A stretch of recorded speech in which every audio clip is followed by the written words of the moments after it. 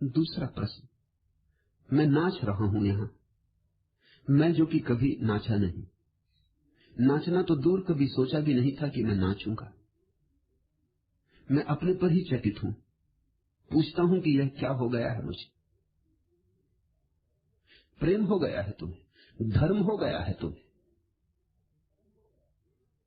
तुम अपने घर की तरफ आने लगे, तुम लौट पड़े, तुम अपने स्रोत की तरफ चल पड़े, गंगा गंगोत्री की तरफ बहने लगी, उलट बांसी हो गई। जहां से आए थे उस तरफ तुम्हारे पहले कदम पड़ने लगे, और उस तरफ जो पहले कदम पड़ते उन्हीं के कारण नाच पैदा होता है। परमात्मा से जितने दूर जाते हो उतना नाच होता जाता है, उतना जीवन में उदासी, हताशा, विषाद छाता जाता है। जब तुम बहुत दुख में होते हो तो समझना कि परमात्मा से बहुत दूर होते हो। ऋषियों ने परमात्मा की व्याख्या की सच्चिदानंद, वह सत्य, वह चित, वह आनंद है। सरहपा कहते हैं, तिलोपा कहते हैं, वह महासुख है। इसका अर्थ हुआ कि जितने तुम दुख में होते हो उतने उससे दूर होते हो। तुम्हारे दुख का अनुपात तुम्हारी दूरी का अनुपात है, तुम्हारे दुख की मात्रा तुम्हारे दूरी की सीमा है। जितना कम दुख उतने उसके पास। जब तुम नाच ही नहीं सकते, जब तुम्हारे भीतर सब रसधार सूख जाती है, जब तुम गा नहीं सकते, जब तुम मस्त नहीं हो सकते, जब तुम बिल्कुल पत्थर जैसे हो जाते हो, तो समझना कि परमात्मा से बहुत दूर पड़ गए। जैसे जैसे करीब आओगे वैसे वैसे सुगंध आएगी उसके फूलों की, वैसे वैसे उसकी वीणा का नाच सुनाई पड़ेगा, वैसे वैसे उसकी थाप मृदंग पर, वैसे वैसे उसकी बांसुरी के स्वर तुम्हारे कानों को छुएंगे। फिर कैसे रुकोगे? फिर अवश्य नाचना होगा, मस्त होना ही होगा। परमात्मा करीब आ रहा हो तो नाचे बिना कोई उपाय नहीं। तुम सोचते हो कि मीरा नाच नाच के परमात्मा को पा गई, तो तुम गलती में हो।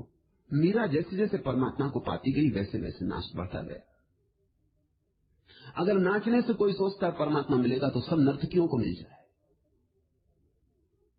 लेकिन परमात्मा मिलने से जरूर नाच पैदा होता है। यही तुम्हें भेद समझ में लेना होगा। अगर तुमने सोचा नाचने से परमात्मा मिलता है तो नाचना क्रियाकांड हो जाए। नाचना नहीं, मटकना होगा। भीतर तो कोई नाचेगा नहीं, भीतर तो सब सन्नाटा रहेगा। भीतर तो तुम वही के वही रहोगे जैसे थे, शरीर को मटका लोगे, हिला डुला लोगे। एक तरह का व्यायाम होगा। व्यायाम का जितना लाभ है उतना मिलेगा। लेकिन एक और नाच, नाच जो क्रियाकांड नहीं है, जो अंतर उमंग है, जो उल्लास है, जो उत्सव है। यह नाच तो तभी पैदा होता है जब तुम परमात्मा के करीब पहुंचने लगते हो। तुम कहते हो मैं नाच रहा हूं यहां, धन्यभागी हो तुम। नाचो, कंजूसी मत करना, कृपणता मत कर जाना। लोग हर चीज में कृपण हो गए, हर चीज में संभाल संभाल के चलते, हर चीज में नियंत्रण रखते। लोग मुस्कुराते भी हैं तो ऐसे जैसे कि बड़ा खर्च हुआ जा रहा है। लोग प्रसन्न भी होते हैं तो बहुत सोच विचार के। प्रसन्न होने में कुछ खर्च नहीं होता, कुछ खोता नहीं। प्रेम करने में कुछ खर्च नहीं होता, कुछ खोता नहीं। मिलता है बहुत, पाया जाता है बहुत। मगर लोग ऐसे कृपण हो गए कि न मुस्कुरा सकते, न नाच सकते, न गा सकते। और लोगों का कसूर नहीं, यही उन्हें सिखाया गया है।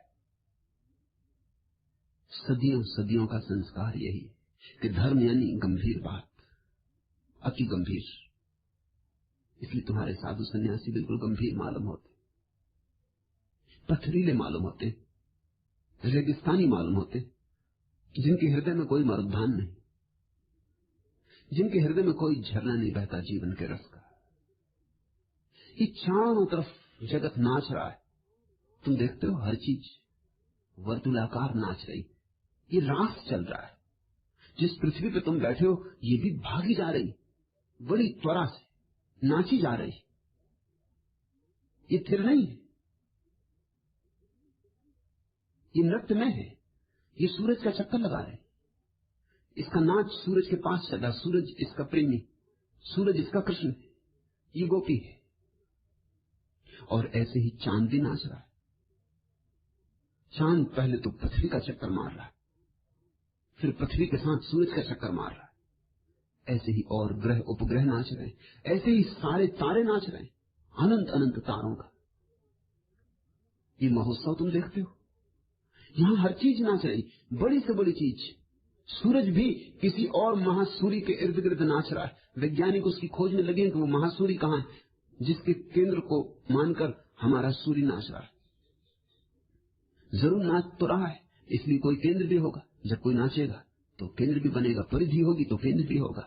वो सूरज की खोज चल रही, बहुत दूर होगा, हो सकता है वही इस अस्तित्व का केंद्र हो, या कौन जाने वह भी किसी और केंद्र के पास नाचता हो। कतारों पर कतारें, बीच में कृष्ण, फिर गोपियों की एक कतार, फिर दूसरी कतार, फिर तीसरी कतार, कतारों पर कतारें, दीप मालिकाओं पर दीप मालिकाएं। तुम कृष्ण शब्द का अर्थ समझते हो? कृष्ण का अर्थ होता है जो आकर्षित करे। कृष्ण शब्द का वही अर्थ होता है जो ग्रेविटेशन का होता है,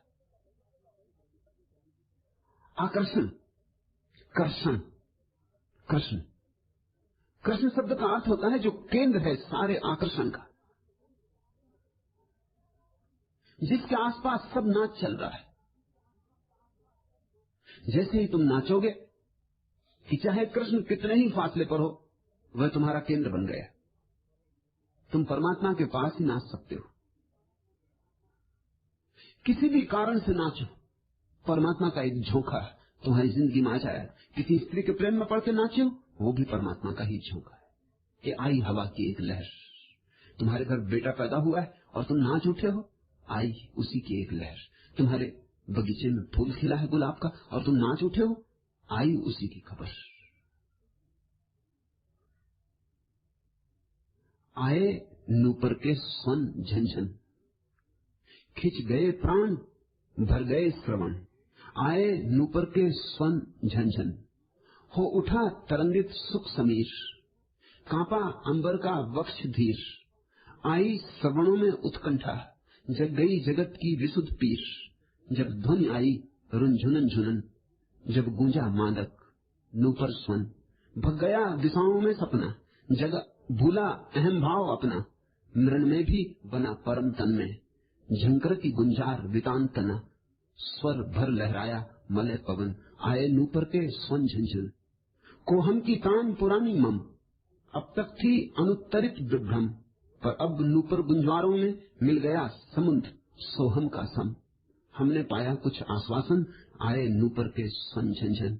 ही का यह हाहाकार निरा, जिससे यह जीवन आज घिरा। क्यों अब न शांत उपरमित बने, मन अब क्यों डोले फिरा फिरा। जब कान पड़ी यह ध्वनि नूतन, आए नूपुर के स्वन झंझन। झंझन श्रवणागत अनिल लहर, झंझन यह अनहद नाद गहर। झंझन ये ध्वनि सुरधुनी भंवर, झंझन झन अमर प्रणय अक्षर। झंझन गूंजा ही आंगन, आए नूपुर के स्वन झंझन। दाएं बाएं आगे पीछे, बाहर भीतर ऊपर नीचे, सब ओर सुनी गुंजार वही। ध्वनि ने जल थल अंबर सींचे, अनमने प्राण मन नाद मगन। आए नूपुर के स्वन झंझन। आए अब को करते जगवे, अपगा को देते गति पगवे। चंचलता का पल्ला पकड़े, आए धीमे धरते डगवे। हुलसा सृजन गूंजा कणकण, आए नूपुर के स्वन झंझन। धरती नाची नाचा अंबर, तारक माला नाची सतवर। ताथई कर नाच उठे, अनगिनत सौर मंडल थर थर। उनने जब किया चरण नर्तन, आए नूपुर के स्वन झंझन। उल्लास भरे उन्माद भरे, मद भरे और अवसाद भरे। हम आज पूछते हैं उनसे, कोई किस तरह विवाद करे। जब नूपुर बोले झनन झनन, हो उठे प्राण मन जब उन्मन। जब सप्तपदी पूरी होगी जब लुप्त द्वैत दूरी होगी, जब टी गलबैयां डालेंगे, जब उनकी मंजूरी होगी, तब हम बनके उनके नूपुर स्वन गूंजेंगे, झनझन झनन झनन। एक यात्रा शुरू हुई। नृत्य की यात्रा ही तीर्थ यात्रा है। तुम जहां नाचो वहीं तीर्थ बन जाता है। तुम जहां नाचो वहीं कृष्ण, तुम जहां नाचो वहीं परमात्मा है।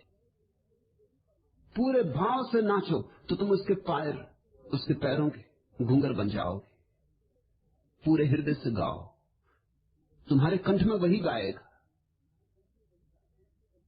तुम संगीत में हो उठो तो उसने ही तुम्हारे हृदय की तंत्री को छेड़ा। वही जब छेड़ता है तभी ये स्वर जगते। तुम कहते हो मैं नाच रहा हूं यहां, मैं जो कि कभी नाचा नहीं। नृत्य खो गया है, तुम्हारा ही नहीं, पूरी मनुष्यता का खो गया है। आदमी तो बस सोच विचार में पड़ा है, वाद विवाद में पड़ा है, नाचने की फुर्सत किसे। और जब जीवन में नाच नहीं होता तो हम बहाने खोज लेते हैं। हम कहते हैं आंगन टेढ़ा, नाचे तो कैसे नाचे। हम कहते हैं अभी इतना धन नहीं कि नाचे, कभी इतना पद नहीं कि नाचे, कभी जो चाहा है वही नहीं मिला तो नाचे कैसे। हम नाचने पर शर्तें लगाते, वे शर्तें कभी पूरी नहीं होती, वे शर्तें पूरी होने वाली है भी नहीं। तुम कभी ना नाच सकोगे। और जो नहीं नाचा वह अभागा था, बहुत पास होकर परमात्मा से बहुत दूर रह गया। नाचो। तुम कहते हो नाचना तो दूर, मैंने कभी सोचा भी नहीं था कि मैं नाचूंगा। मैं अपने पर ही चकित हूं। जब पहली बार हृदय में धर्म का आविर्भाव होता है तो सभी चकित होते, आश्चर्यचकित होते, क्योंकि हम धन के पागल, कभी ध्यान के लिए पागल हो जाएंगे इसका विचार ही नहीं उठा था। कि हम पद के पागल, कभी प्रभु के दीवाने हो उठेंगे इसका स्वप्न भी नहीं जगा था। कि हम कूड़ा करकट इकट्ठा करने वाले, कभी भीतर के खजाने से हमारी पहचान हो जाएगी। ऐसा कोई हमसे लाख कहता तो भी हम भरोसा न करते। और कहा है, जो जागे हैं उनसे पूछो, वे यही कह रहे हैं कि परमात्मा का राज्य तुम्हारे भीतर। हम सुन भी लेते हैं लेकिन मन भरोसा नहीं करता।